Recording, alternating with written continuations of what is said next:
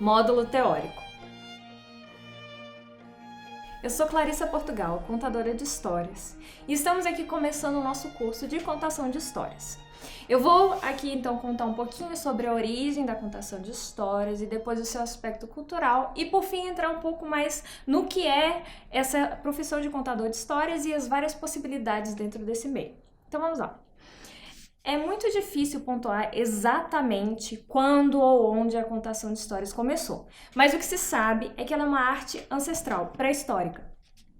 Alguns dizem que ela iniciou junto com a linguagem, a comunicação, que inclusive ela tem um propósito de compartilhar a realidade das pessoas. Outros dizem que ela vem antes mesmo dessa oralidade mais elaborada e veio com esses grunhidos e até com as pinturas rupestres. E aí vem todas as origens das artes, na verdade, nesse mesmo período pré-histórico. A música, a dança, a própria linguagem, a contação de histórias. O que acontece? Antes de ter a ciência, as pessoas ainda tinham a necessidade de entender o mundo. Então eles contavam as histórias. E aí tinha essas histórias de entender por que o sol nascia e se punha, entender as estações, e depois elas foram se tornando cada vez mais elaboradas para entender essa questão da ancestralidade. E aí eles foram criando então os seus totens, foram criando os seus deuses e assim por diante, até que nós temos esse vasto repertório de diferentes histórias, os mitos, os folclores, as lendas e as fábulas. E aí a história ela tem um papel muito importante na construção da comunidade. Então, a partir das histórias que iam se contando à beira da fogueira, enfim, as tribos e depois as sociedades cada vez mais complexas, elas iam tendo essa noção e tendo esse vínculo comunitário. E isso não só para as culturas que que utilizavam tanto da fala quanto da visualidade para contar, mas as comunidades, por exemplo, daqueles que tinham só a fala, só a visão, enfim. A história é uma forma muito importante de integrar as pessoas. Até hoje, inclusive, quando a gente tem, por exemplo, as lendas urbanas. Então, o que acontece com o nosso papel agora como contador de história? A gente tem um legado histórico infinito.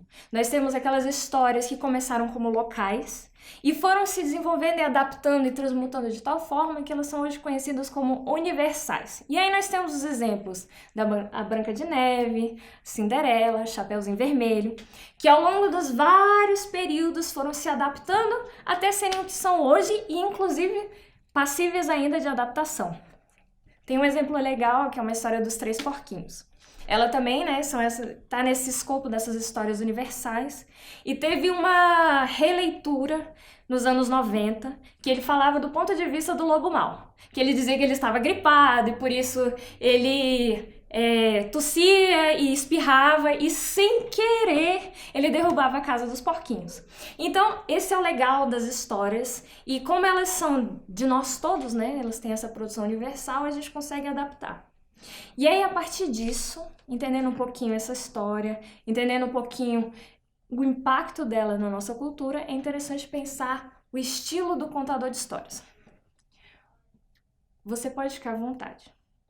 Tem contadores de histórias que usam várias indumentárias, tem outros contadores que são mais simples, né, dentro da sua vestimenta. Eu, por exemplo, a minha contação de história ela é muito mais simples. Eu tenho um figurino básico, eu não uso indumentária nenhuma e eu fico por conta da voz e do corpo para contar.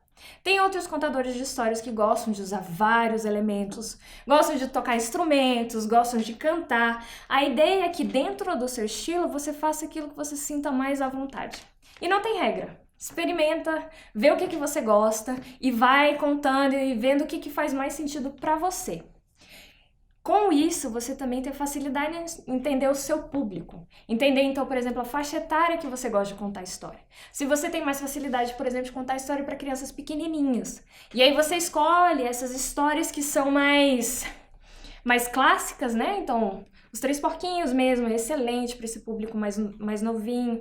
Essas histórias mesmo que são universais, que eles já conhecem de casa e adoram ouvir de novo. Se você gosta, por exemplo, de um público um pouco mais velho, crianças a partir de 6, 7 anos, aí você pode trabalhar com histórias com umas morais um pouquinho mais acinzentadas, umas histórias com personagens mais extremos, é bem legal. E é claro, Nós não precisamos contar histórias só para criança. O público adolescente é super legal de contar história. E aí você pode entrar, por exemplo, nessa coisa das lendas urbanas.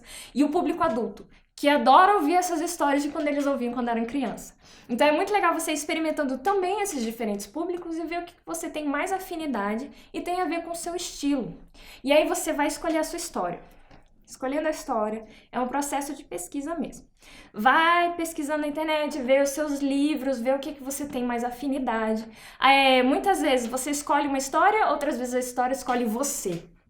E a ideia é você experimentar e ver, claro, né, se ele encaixa no seu estilo e se ele tem a ver com o seu público, o seu público-alvo. De qualquer forma, a ideia da contação de histórias é que seja um processo gostoso, seja um processo agradável e que envolva todo mundo. Crie essa atmosfera acolhedora da sua história e do jeitinho que você quer contar.